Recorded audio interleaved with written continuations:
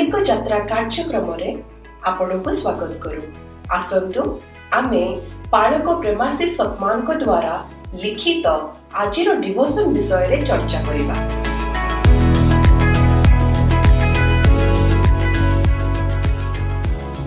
Praise the Lord. आज आमे एक बहुत माने प्रेरणादायी विषय रे आलोचना करिबा।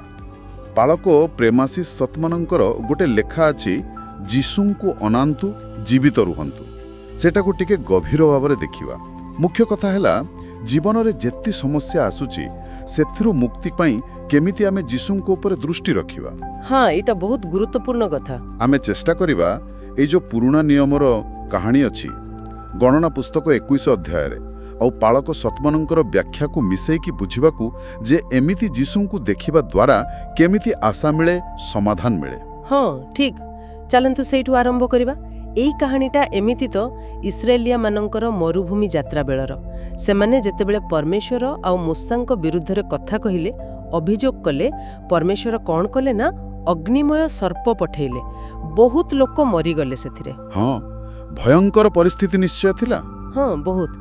तापरे लोके अनुताप कले, मूसा प्रार्थना कले और परमेश्वर कहिले गोटे पित्तल साप तैयारी करी गोटे पताका दंडरे टांगी दियो और जीए भी साप कामुड़ा खाइची से जदि सेई पित्तल साप को देखिबो से बंची जीवो। अच्छा, एटी किंतु पालक सत्यमानंकर लेखारे गोटे बड़ कथा अछि।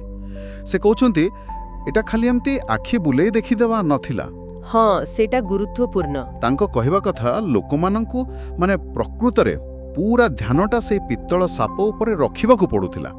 ठीक है, भाविले केमिति लागुथिबो, चारिपटे विषाक्त साप बुलुचंती, लोक मरुचंती। हाँ, भयर वातावरण। आउ सेतेबेले कुहा जाउची गोटे निर्जीव पित्तल मूर्ति को देख, पुनी एकाग्र होई देख। हाँ, एटा विश्वासर बहुत बड़ परीक्षा थिला सतरे। आउ एठी लेखकंक कथाटा आहुरी गभीर ही जाउची। से कहउचंती खाली एमती टिके चाहिदेले हुए तो से माने बंची न थांते। तांको निजरे सबु ध्यान, सबु दृष्टि सेई पित्तल सर्प उपरे ही रखिबाकू पड़ुथिला। सेईटा ही थिला सेमानंक पई कोन कहंदी जीवन रेखा परी। अच्छा, आउ जदि आमे आजी कथा देखिबा, आम जीवन रे भी तो अनेक साप अछंदी। हाँ, केमिति माने नकारात्मक चिंता, भय, बेमारी, पैसा पत्रर समस्या, संपर्क रे कथा कटाकटी, ए सबु भी तो हमकु कामुडंती, आम शांति नहीं जानती। हाँ, सत कथा। तेबे जदि सेमानंक पई पित्तल साप थिला जीवन रेखा, आम पई कोन आम जीवन रेखा किए?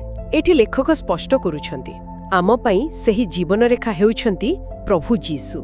अच्छा, जेमिति परमेश्वर सेतेबेले पित्तल साप को एक माध्यम करिथिले, सेमिति आजी आम पई जीसु हेउछंती उद्धारर पथ।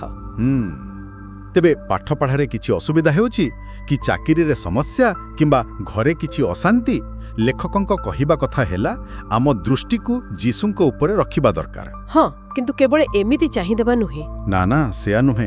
गभीर विश्वास रे तांको कथा, तांको प्रतिज्ञा गुड़ा को मने पके तांको उपरे पूरा ध्यान दबाकू हेबो। एटा गोटे भलो प्रश्न आलुछि मनकू।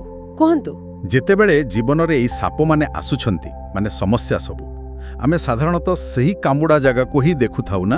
हाँ, स्वाभाविक भावरे। क्षतटा केते बड़, केते कष्ट हेउची, सेइथिरे ही मन लागि रहे। ठीक, किंतु लेखक जेमिति कहउछंती जेतेबेले उपचार अछि, माने जेतेबेले जीसु अछंती, आमे काहींकी बारंबार सेई क्षत को, सेई समस्या को ही देखि देखि आहुरी व्यस्त हेबा। हाँ, एइटा ही मूल कथा। आम फोकस कोठी रहिबा दरकार, समस्या उपरे ना समाधान उपरे? तेबे ए सबु आलोचनारू कोन मुख्य कथा बाहरिला मोटामोटी भावरे? मोटामोटी कथा हैला, पालक सतमन आमको गोटे बहुत शक्तिशाली आह्वान देउछंती। से कहउछंती निज आखि को, निज ध्यान को जानी सुनी समस्यारू हटेई आण, भयरू, कष्टरू, नकारात्मकतारू हटेई आनी जीसुंको उपरे स्थिर कर।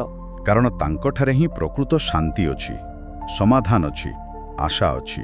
हाँ, आउ शेषरे गोटे कथा भाबिबा पाई लेखकंक लेखारे जो प्रार्थनाटी अछि। हाँ, मने अछि। प्रभु जीसु, मो आखि को समस्यारू हटेई दियो, पूरापूरी तुम उपरे ही लगेबारे साहाय्य कर।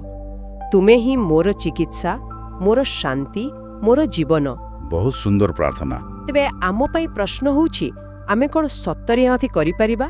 आम दृष्टि को पूरापूरी समस्यारू हटेई केवल जीशुंको उपरे रखी परिबा आउ तांकु ही आम जीवनर सबु परिस्थितिर उत्तर बोली ग्रहण करि परिबा।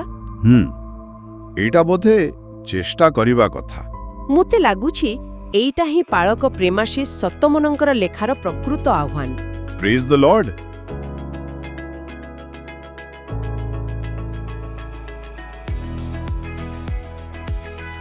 आज आत्मिक यात्रा कार्यक्रम रे जोग देवा पई धन्यवाद। जेउठी आमे प्रतिदिन परमेश्वर को वाक्य आलोचना करूछु।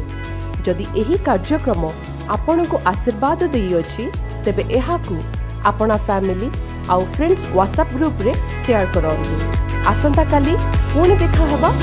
धन्यवाद।